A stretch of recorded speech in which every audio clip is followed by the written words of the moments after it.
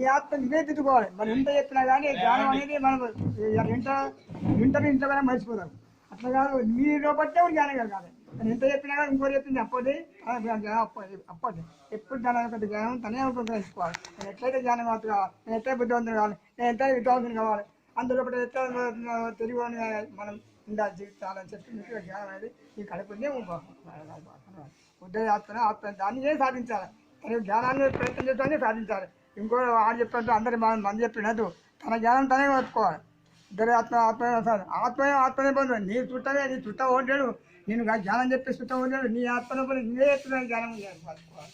నీ యొక్క తెలివి నువ్వే గొప్ప ఎత్తుకోవాలి. అలా ఆత్మ బంధం. జ్ఞానం కలిగి నీకు జ్ఞానాన్ని పైకి తీసుకోకపోతుంటే అప్పుడు ఏమైపోతావు, జన్మాన్ని వ్యర్థమైపోతావు. ఎందుకు కాకుండా అయిపోయి ఏ విద్య లేకపోతే అన్యాయం ఒక జీవరాశిగా అయిపోతుంది. కనుక మన జీవరాశి కావద్దు. జీవరాశి మా అందరికీ ఏం పర్వాలేదు. జీవరాశి మనకు వాళ్ళే నిద్రాహారం ఉంటుంది, మనకు నిద్రాహారం ఉంటుంది. కానీ మనకి కొంత ఎక్కువ ఏమన్నది, దేవుడు మనకు 2 మెదడు ఇస్తాడు.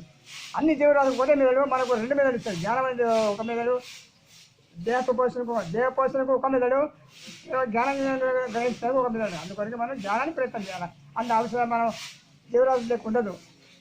మానవుల జన్మ ఎత్తాలంటే జ్ఞానమైన జన్మ ఎత్తాలి. జీవరాశికి కూడా జీవరాశి ఏమంటుందంటే, జీవరాశి ఆ యొక్క జీవరాశాన్ని కూడా తన బిడ్డను పెంచుతుంది. కానీ మన ఎదురు వాళ్ళు సేవ చేస్తున్నారు కదా. జీవరాశిని కూడా బిడ్డ కంట్రోల్ పెంచేస్తారు అని మన ఎదురు సేవ చేస్తారు. అని అందుకొరకే మన మానవులు ఎందుకు వచ్చిందంటే